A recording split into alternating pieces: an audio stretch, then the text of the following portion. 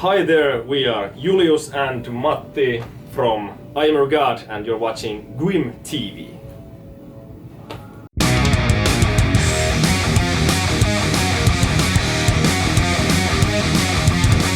How are you guys doing today? Fine. I just came from work. Yeah, I just came from a couple of interviews before this, but we're great.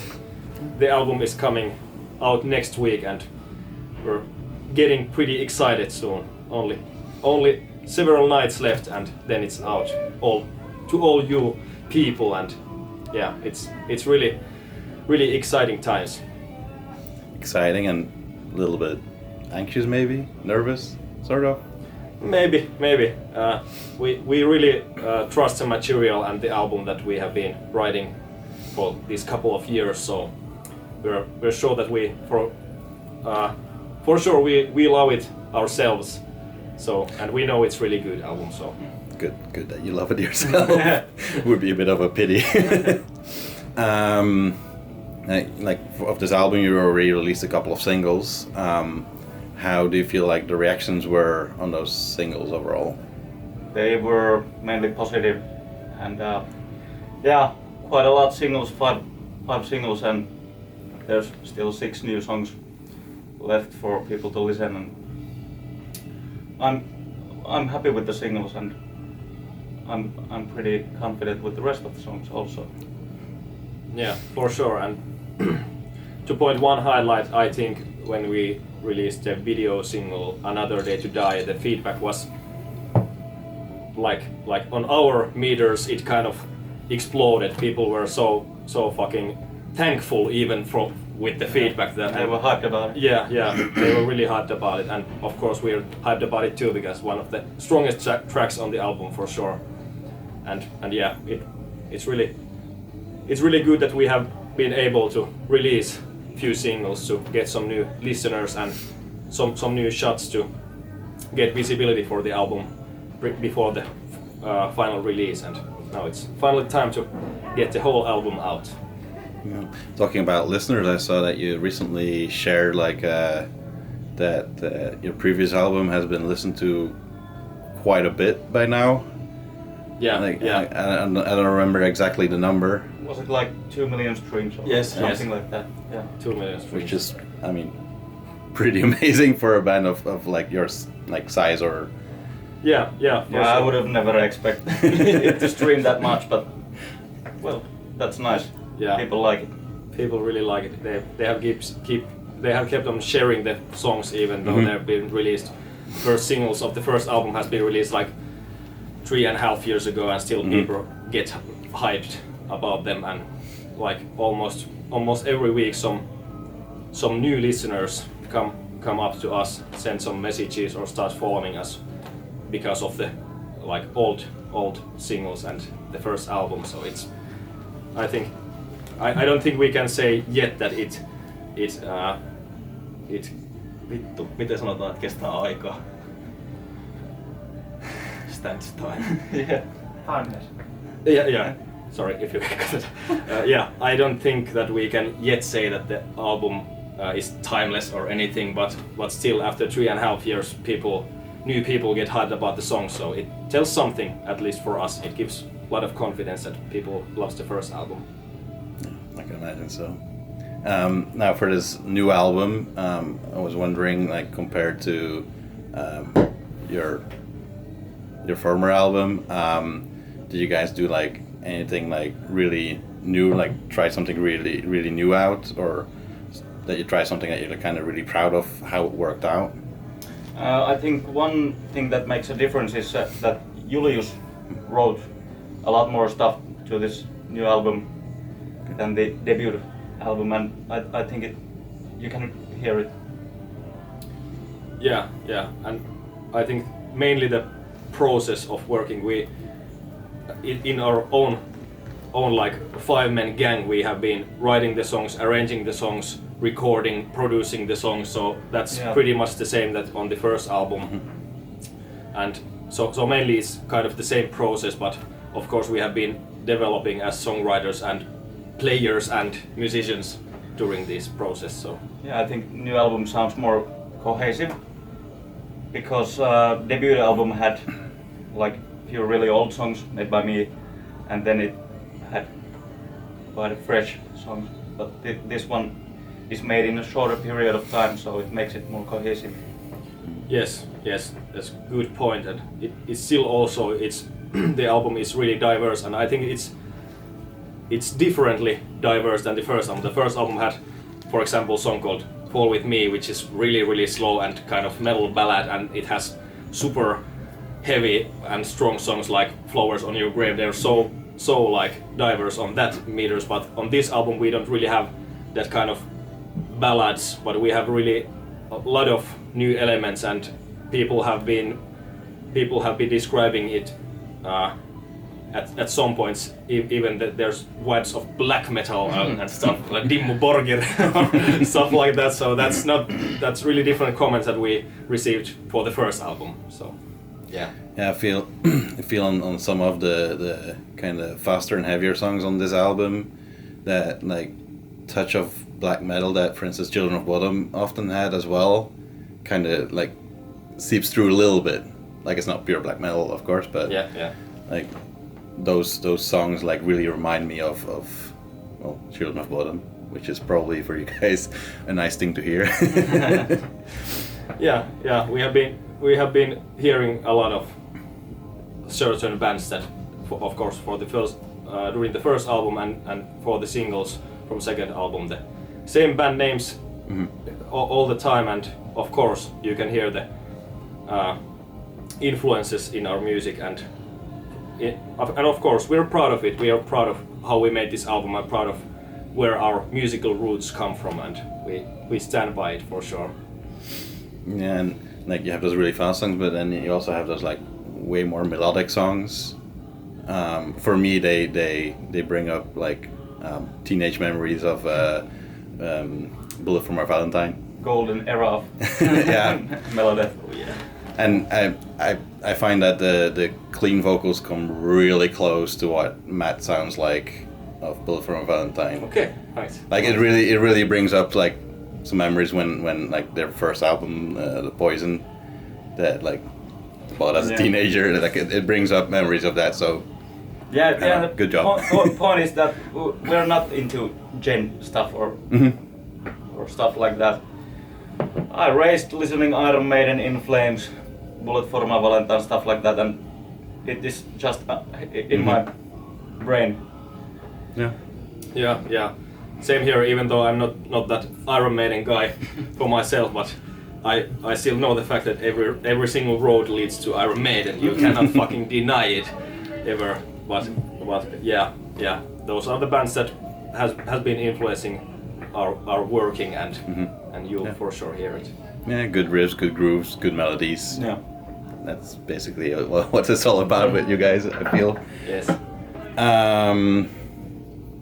I also noticed there was this one track, what was it again? Dead Standing Tree, that has like quite some like keyboards and in it, and like samples, if I got that right. Like it kind of popped out because the rest of the songs don't have it as much. Like.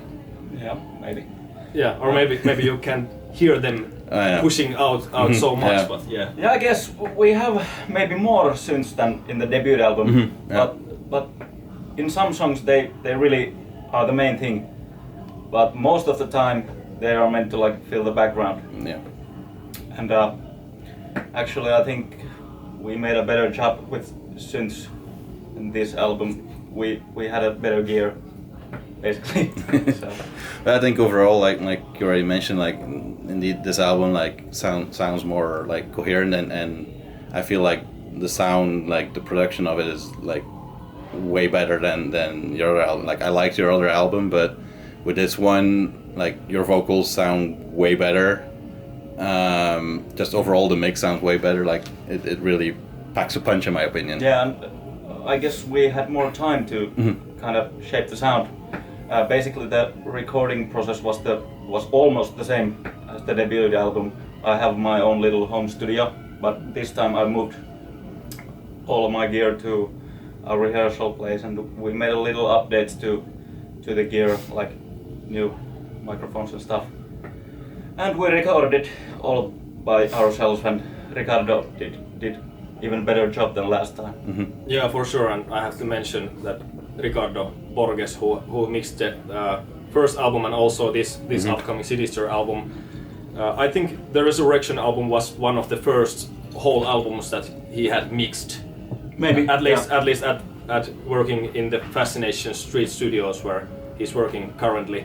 So I think he has been also growing as a professional, and you can hear it also. And I think when we have been chatting with him, he has said that he has been gaining a lot of positive feedback of the new singles, the second album, that a lot of people can hear that you also had made some progress with mixing stuff.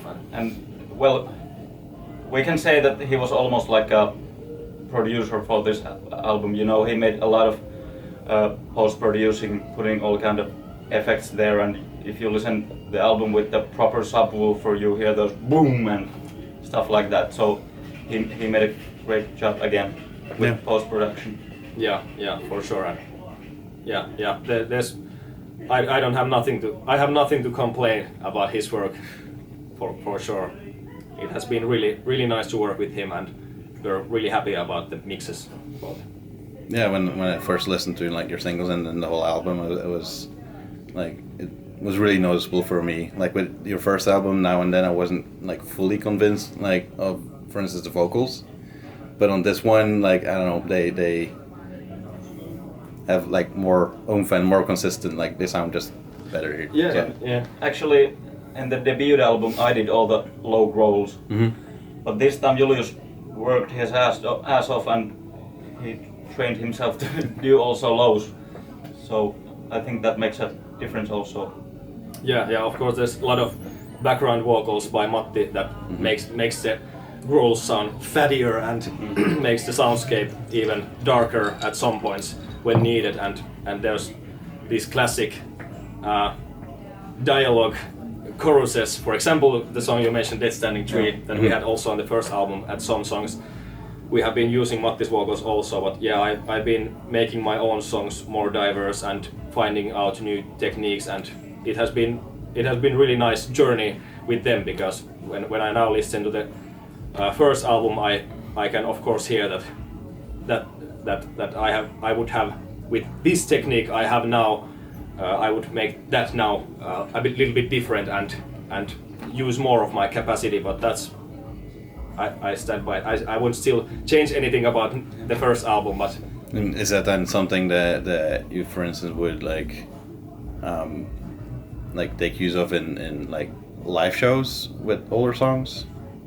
Yeah, actually, yeah. Some of the songs I have been trying to use them, and actually I didn't learn the new techniques by only like rolling up the new songs. We have been rehearsing the old songs also tighter for the live performances. I've been training these techniques during these years, so of course I'm taking advantage of that live shows. And you say training, like is it just like on your own that you try some shit out, or shouting in a car? yeah, for sure, shouting in a car, and sometimes I have been filming and sending some videos to Matti that if this sounds good. Of course, I look like a fucking idiot when I'm doing that, but the sound is getting some development, and yeah. But the main place still that where I have been training has been with all the 5 guys training at the rehearsal place and with the songs. Unfortunately, I don't live in my own like big house that I can make noises. I live in place that I have to stay quiet most of the time. So yeah. Old neighbors. Yeah. Yeah, I was just asking. It's like could be that you like worked to work some techniques out with like a vocal coach or something, but if not, sort of on your own. No, actually, I've been. I would say I'm 99% self-taught with the vocals. And I've had a few, like 3 or 4 vocal lessons with the pop singer in Rovaniemi, Finland. Greets to Heli. It was really nice. Few lessons. She taught me a lot of with the clean vocals and like using my vocal cords and breathing and stuff that has helped me a lot at the live performances that I've been when I discussed with her, and she coached me for a few sessions. Then I realized that I've been making couple of fatal things wrong earlier, and I think we have also been progressing at the live side. Yeah. We have been playing tighter shows as ever now when we have been playing few shows in the spring, and it has been really nice to see that we have been working, and now we're feeling that we are better than we were like a couple of years ago. Oh, good. Natural progress. Like your new album is called SINister, but it's like written in a very specific way. Is there like a story behind that? Our guitarist Jonas suggested that if we hit the 3 first notes caps lock, so it would be the sin, because I am your God, and we have been throwing out there to the lyrics. We have been throwing out some Bible shit and stuff. So it was just fun thing for us. It was a joke, and it's lasting forever now because it's on the fucking title of the album. But yeah, it's a nice thing. And the album title, I don't remember who came up with the word SINister at first, but it's really I guess it was you. Maybe. Yeah. But yeah, when we came up with the SINister, we all thought that it's really cool word, and when we got a bit deeper to its meanings, it means some kind of evil things and something like that. It really captured the lyrical side of the album pretty well, and of course I think it's pretty much capturing at least a lot of musical side also, because it's not like happy joy songs. They're pretty fucking deep shit. Yeah. All right. Now your album comes out. What was it? Next week? 5th of May. Yeah. Any big plans around the release or after the release of that? I saw that you're booked for Summer Breeze, right? Yeah. Fuck yeah. That's probably pretty epic for you guys. Yeah, I think it's the first. It's first time being in festivals abroad, even as a customer, and now we're also playing there. So there's a lot of cool bands we're gonna check out. Check out there for sure. We're staying there whole weekend, and we don't have a specific album release show, but we've been trying to get a show to our home city in Rovaniemi, Finland, up north. There's not too many places to play, and we're currently working that we get the show there for summer to play the new songs. But also we have few Finnish festivals, the new Suomi Live Festival in Vantaa and Tornio, we got those slots, and Nummerok in midsummer. Yeah, that's gonna be a cool midsummer. Yeah, from what I've heard, it's a pretty cool place to be with midsummer. Yeah, with all the mosquitoes and stuff. All right, I think I'm about there. Is there anything you guys would like to add still to wrap this up? Buy the album and listen it. Yes, I would say that message to everybody that give it a listen, sit down, concentrate about what you hear and what's happening there. Even if you're a true fan, you might read the lyrics and get some more feelings and like some soulscape about what's happening out there, and follow us on our social medias and everywhere.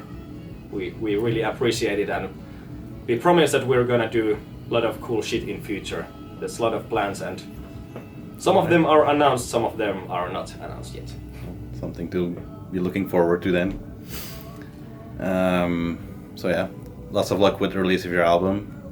Lots of luck and lots of enjoyment on Summer Breeze. It's probably going to be pretty epic. Yeah. Thanks for the talk. Thank you. Thanks, dude.